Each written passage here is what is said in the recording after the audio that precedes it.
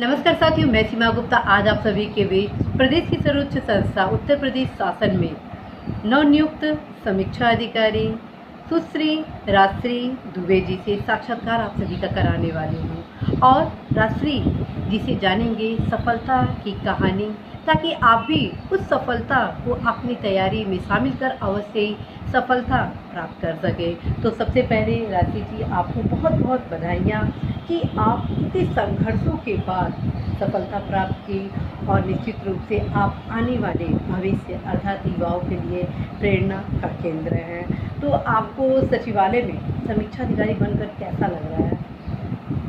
सचिवालय में समीक्षा अधिकारी बनकर मुझे बहुत ही अच्छा लग रहा है। ये एक सपना था जो पूरा हुआ है।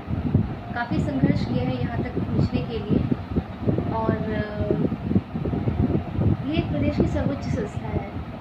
जब हम इसके गेट के अंदर ही एंटर करते हैं तभी एक गौरव की अनुभूति होती है कि हाँ, हम यहाँ तक पहुँचे। यहाँ तक पहुँचना लोगों के लिए सपना होता है और आज मैं उस संस्थान में कार्यरत हूँ और बहुत ही अच्छा माहौल है। सीनियर्स का भी बहुत अच्छा सहयोग मिला है और काम भी सीख रहे हैं। बहुत अच्छा है।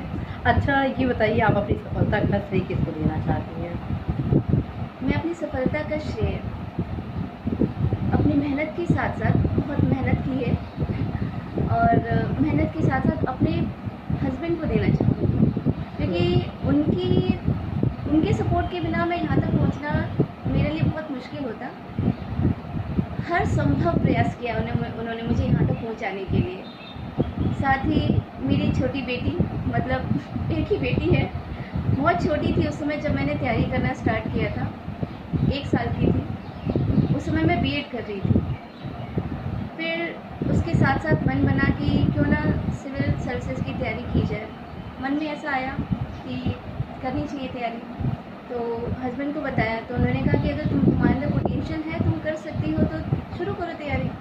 फिर धीरे धीरे, क्योंकि वहाँ मैं गोरखपुर से बिलोंग करती हूँ, तो अब घर का माहौल था, ससुराल, घर में हमारे भैया मतलब जेठ, मैं, मेरी बेटी, मेरे हस्बैंड, हम लोग रहते थे। तो घर की जिम्मेदारियाँ भी थी, चूँकि अकेली महिला थी घर की, तो घर की जिम्मेदारियाँ थी, बच्चे की को भी संभालना था, एक पत्नी की भी जिम्मेदारियाँ थी, बहू की भी, सब कुछ करते हुए फिर सोचा कि कैसे कर पाऊँगी। लेकिन मेरे हस्बैंड के सपोर्ट के थ्रू ही मैं यहाँ तक पहुँच पाई हूँ। उन्होंने मुझे हर बुक्स अवेलेबल कराई, दिल्ली से, इलाहाबाद से। पहले सारा सिलेबस चेक किया कि क्या क्या पढ़ना होता है। पीसीएस के अटैम्प्ट्स ही मैंने पहले दिए हैं जी। पीसीएस के मैंने 6 अटैम्प्ट्स दिए हुए हैं और मेंस दिए थे पीसीएस के, और आरओ का ये मेरा दूसरा अटैम्प्ट था। एक बार दिया था तो वो कैंसिल हो गया था एग्ज़ाम 2016 का। तो फिर मतलब 2016 का तो बाद में हुआ है, फिर 2017 का था वो मैंने दिया।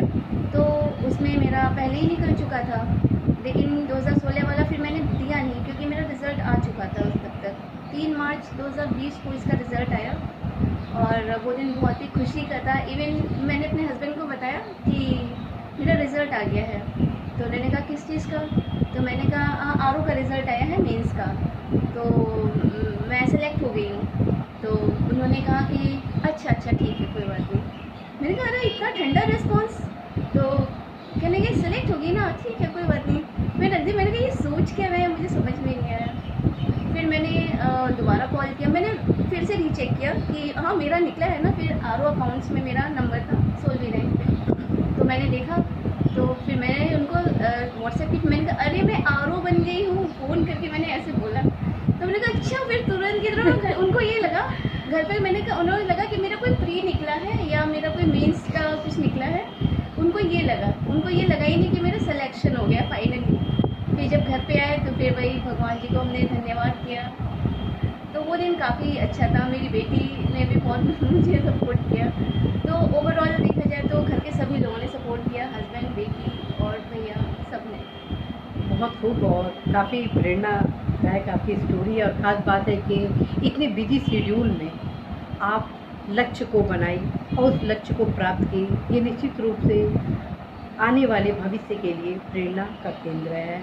और आप जब आरओ एग्ज़ाम देने की तैयारी की तो आपकी क्या रणनीति रही जिसको आप इम्प्लीमेंट कर इस लक्ष्य को प्राप्त किए, क्योंकि सोली विद रैंक प्राप्त करना कोई आसान काम नहीं है। बहुत ही मतलब हर्षित का विषय है कि आप अपने परिश्रम पर और ख़ास तौर पर इतना बिजी शेड्यूल में 16वीं रैंक प्राप्त किए। तो क्या रणनीति अपनाई, इसके बारे में अवश्य ही जो युवा तैयारी कर रहे हैं समीक्षा अधिकारी, सहायक समीक्षा अधिकारी की, उनको जरूर बताइए। रणनीति तो देखा जाए तो बहुत खास नहीं अपनाई है मैंने, क्योंकि मेरा जो टाइमिंग थी, क्योंकि मुझे बेटी का भी स्कूल था, फिर उनको आना जाना, सारी चीज़ें थी, करते हुए जो मैं टाइम निकाल पाती थी, मुश्किल से मुझे 5 से 6 घंटे का समय मिलता था पढ़ाई के लिए, वो भी मुझे निकालना पड़ता था। तो उस 5 से 6 घंटे के अंदर मेरी कोशिश ये रहती थी कि मैं जो भी पढ़ूँ वो आत्मसात कर लूँ, सबसे पहली चीज़। और हमेशा मैं 2 से 3 सब्जेक्ट एक साथ लेके चलती थी, जैसे एक साथ पॉलिटी ले लिया, एनवायरनमेंट ले लिया, हिस्ट्री ले लिया, ये एक साथ चल रहा है। फिर इसी तरह से करके एक बार जियोग्राफी ले ली, फिर जो भी सब्जेक्ट्स हैं ऐसे साइंस, ऐसे करके मैं सब्जेक्ट्स लेती थी। लेकिन जो मैथ्स था, जो सीसेट का पेपर आता है बीसीएस के लिए, और इसमें भी कुछ क्वेश्चंस आते हैं आरओ में भी, तो उसको भी मैं साथ में मैथ्स और रीजनिंग साथ में लेके डेली चलती थी। तो टाइमिंग एक फिक्स रहती थी कि हाँ इस समय मुझे पढ़ना है तो पढ़ना ही पढ़ना है, चाहे उस समय कुछ भी हो। और बाकी चीज़ों को असाइड रख देती थी कि हाँ ठीक है, इसको हम बाद में भी कर सकते हैं, कर लेती थी। तो यही मेरी रणनीति थी। और किताबों की बात रही तो किताबें मेरी दिल्ली से मंगवा लेती थी, या इलाहाबाद में कुछ नया कोई एडिशन आता था जैसे पुनरावलोकन वगैरह है, वो सब आता था तो मैं कर लेती थी। बाकी मैंने पॉलिटी के लिए जैसे लक्ष्मीकांत को फॉलो किया था, साथ में वाणी का भी एक अच्छा, एक अगर प्रिसाइज वे में कोई पढ़ना चाहे तो वाणी का भी एक रिवीजन के लिए अच्छी है वो बुक, तो उसको भी मैंने यूज़ किया है। और बाकी एसके पांडे हैं, उनकी हिस्ट्री के लिए, मतलब कुल मिला के आप जीएस के हर एक सब्जेक्ट के लिए अलग रणनीति आप अपनाएंगे, अलग अलग, और हर सब्जेक्ट के लिए आप अलग अलग बुक का भी चयन किए हैं जी। और कुछ वीडियोस वगैरह मैं जैसे मैंने देखा है आजकल लोग यूट्यूब पे बहुत ज़्यादा डिपेंडेंट हो गए हैं, कि कुछ लोगों को मैंने देखा कि वो सिर्फ यूट्यूब की वीडियोस ही देखते हैं और उसी से ही तैयारी करने का सोचते हैं कि ये जल्दी तैयारी कर लेंगे। लेकिन मेरा मानना ये है कि आपको बुक से ज़्यादा तैयारी करनी चाहिए। हाँ, यूट्यूब की वीडियोज़ आप देखिए, क्योंकि कभी कभी क्या होता है, कुछ इन्फॉर्मेशन उसमें अच्छी सही भी रहती है, कभी कभी कुछ वीडियोज़ में गलत भी हो जाती है। बिल्कुल सही, ठीक है। तो आपकी जो मेन स्ट्रेटजी होनी चाहिए कि वो आप बुक पे डिपेंडेंट रहें। और हाँ, थोड़ा सा करंट अफेयर के लिए थोड़ा मोड़ा आप देख सकते हैं, यूट्यूब की वीडियोज़ है। अच्छा वैसे ये बताइए कि आप कोचिंग वगैरह का भी सहयोग की है? मैंने कभी कोई कोचिंग नहीं की है। बिल्कुल सर, मुझे कोई गाइडेंस इस तरह की नहीं है, मैंने सेल्फ स्टडी से पढ़ाई की है। बहुत खूब। और ये बताइए कि जब आप सेल्फ स्टडीज़ की तो कैसे आपको पता चला इस एग्ज़ाम के बारे में, क्योंकि पहले बहुत ज़्यादा समीक्षा अधिकारी, सहायक समीक्षा अधिकारी परीक्षा के बारे में पता नहीं था, और चूँकि आप सिविल सर्विस की प्रिपरेशन कर रही थी और इसमें कुछ ऐसे पार्ट हैं आर एग्ज़ाम में, जैसे मान लीजिए कि हिंदी की महत्वपूर्ण भूमिका इस एग्ज़ाम में, तो उस पर आप क्या फोकस आपका रहा? उसमें फोकस ये मेरा रहा कि मैंने हमेशा, एक तो सबसे बड़ी चीज़ ये होती है कि अगर एक एग्ज़ाम आपका हो जाता है, अगले एग्ज़ाम के बीच का जो समय होता है वो करीब 2 से 4 महीने का समय मिल जाता है कि हाँ फिर कोई एग्ज़ाम है, फिर दूसरा एग्ज़ाम है, एक बैक टू बैक एग्ज़ाम्स होते ही रहते हैं किसी न किसी चीज़ की। तो हमें कभी भी एग्ज़ाम के बाद में ठीक है 10 दिन के रेस्ट ले लिया, बट उससे ज़्यादा रेस्ट नहीं लेना चाहिए।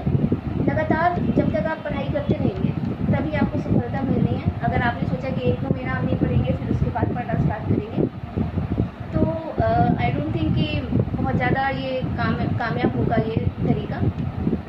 लगातार पढ़ते रहना पड़ेगा और बीच में ब्रेक नहीं होना चाहिए।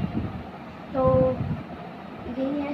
बहुत मतलब अच्छी बात है। और निबंध वगैरह के लिए कुछ आप विशेष फोकस की? निबंध के लिए मैंने दृष्टि IAS का ये एडिशंस आते रहते हैं, एडिटोरियल्स को, और दैनिक जागरण ये संपादकीय उसको फॉलो करती रहती थी मैं डेली। कोई भी किसी भी टॉपिक पे आता था तो उसको पढ़ती रहती थी, कटिंग्स रख लेती थी, और साथ में कुछ बुक्स वगैरह और एस कुमार सर हैं, उनके भी कुछ निबंध के नोट्स मिल जाते थे।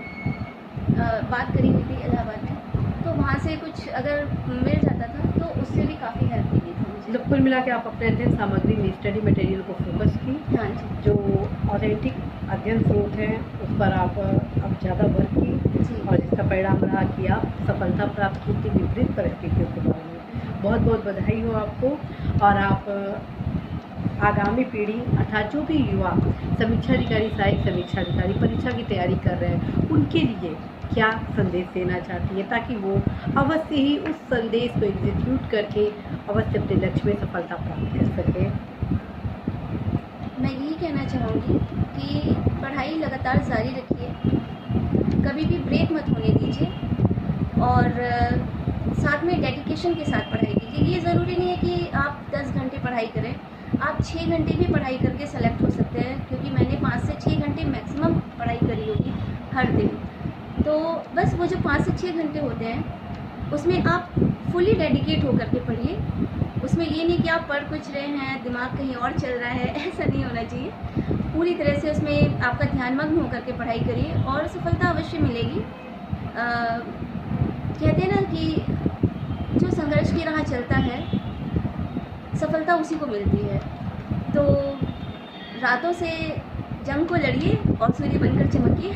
बहुत खूब, बहुत खूब। और आशीष जी, आप इतना अच्छा जन संदेश दी युवाओं को कि वो भी अपने लक्ष्य में सफलता प्राप्त कर सकते हैं। इसी आशा संदेश विश्वास के साथ साथियों, मैं सीमा गुप्ता पुनः राशि जी को बहुत बहुत धन्यवाद देती हूँ और आप सभी के उज्जवल भविष्य की कामना करती हूँ। All the best.